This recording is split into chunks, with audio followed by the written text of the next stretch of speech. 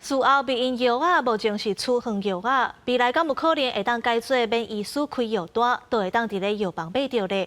教授今仔日开会讨论，台湾妇产科学会以药物安全性的观点，徛伫咧反对的立场。不过，妇女团体认为开放才会当保障女性对家己身体自主权。这会议落尾是无共识。国内女性若要食事后避孕药，避免性行为以后有身，就要经过医师的诊断才通开药啊。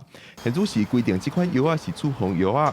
是药师拜时针对敢要甲事后避孕药改做免医生处方的指示药，邀请专家学者做伙来讨论，但是目前还无共识。因为它真的涉及的层面很广泛，需要进行风险分析，以科学的证据去评估，包含社会科学、自然科学以及人权等等不同面向间，需要彼此的沟通和调和，没有零风险的决定。其中反对甲事后药改做指示药的团体指出，这款紧急避孕药是代表不得已，而且有风险，就加开放互民众家己买会食出问题。但是妇女团体甲药师指出，事后药列做指示药，要是要经过药师的把关，民众才通买，是真安全的药啊。嘛希望透过列做指示药来保障女性的自主权。一个人女性要不要怀孕，她何时怀孕，好，这是她的身体的自主跟她生育自主的选择，这也符合西斗的公约的一些规定。性暴力被害或家暴被害，她可能被迫要怀孕，发生这种事件，很多的。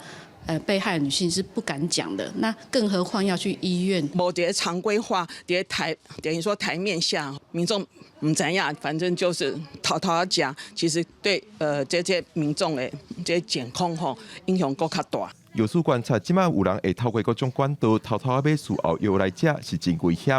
若甲以指示药来管理，互民众以正常管道方便买，颠倒较安全。妇女团体也指出，国际上有超过50个国家免医师处方就通买事后药，呼吁政府要对着国际下步保障女性自主权。记者郭林玉凯台北报道。